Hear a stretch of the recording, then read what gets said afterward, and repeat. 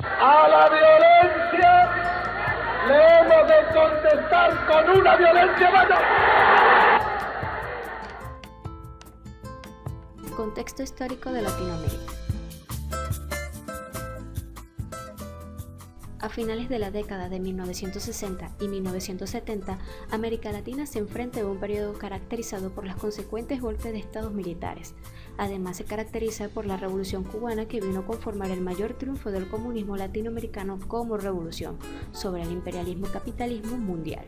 Asimismo, Cuba llegó a estrechar lazos con la URSS, dando lugar a la crisis de los misiles en Cuba de 1962, cuando los estadounidenses y los soviéticos se acercaban peligrosamente a la guerra nuclear.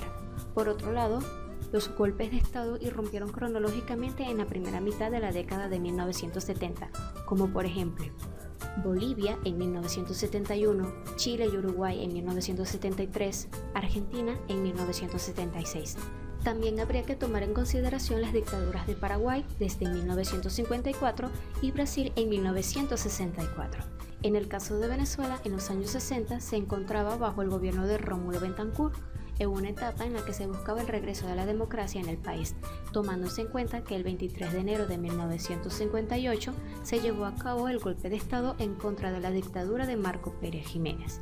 Además, en estas décadas de agitación política en toda América Latina, el clima político y diplomático fue fuertemente influenciado por la dinámica de la Guerra Fría, que fue un enfrentamiento político, económico, social y militar iniciado al finalizar la Segunda Guerra Mundial entre los llamados bloque occidental capitalista, liderado por Estados Unidos, y el bloque del este oriental comunista, liderado por la Unión Soviética. El contexto sociopolítico de Argentina. Con respecto a Argentina, se puede mencionar algunos acontecimientos de los años anteriores de 1960, como el bombardeo de la Plaza de Mayo el 16 de junio de 1955, unos meses antes del derrocamiento de Perón, la represión de quienes intentaron oponerse a la ilegalidad del gobierno dictatorial, en particular los fusilamientos de José León Suárez, la prohibición de pronunciar públicamente el nombre del líder Juan Domingo Perón, el secuestro del cadáver de su esposa Evita, la anulación de elecciones con un resultado adverso para las fuerzas en el gobierno al favorecer a los seguidores de Perón, la noche de los bastones largos, entre un largo etcétera que caracterizan una época marcada por la violencia. Otro acontecimiento importante fue el que ocurrió en 1969 a partir del Cordobazo, entendiéndose como un importante movimiento de protesta ocurrido en la ciudad de Córdoba el 29 de mayo de 1969.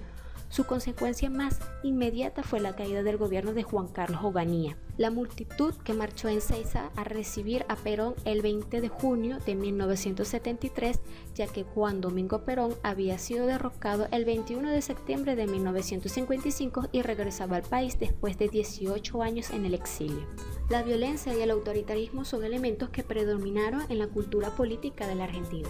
Solamente entre los años 1973 y 1976 se produjeron más de 8.000 hechos armados, infinidad de asesinatos por motivos políticos, gran cantidad de personas desaparecieron y otros fueron encarcelados como presos políticos.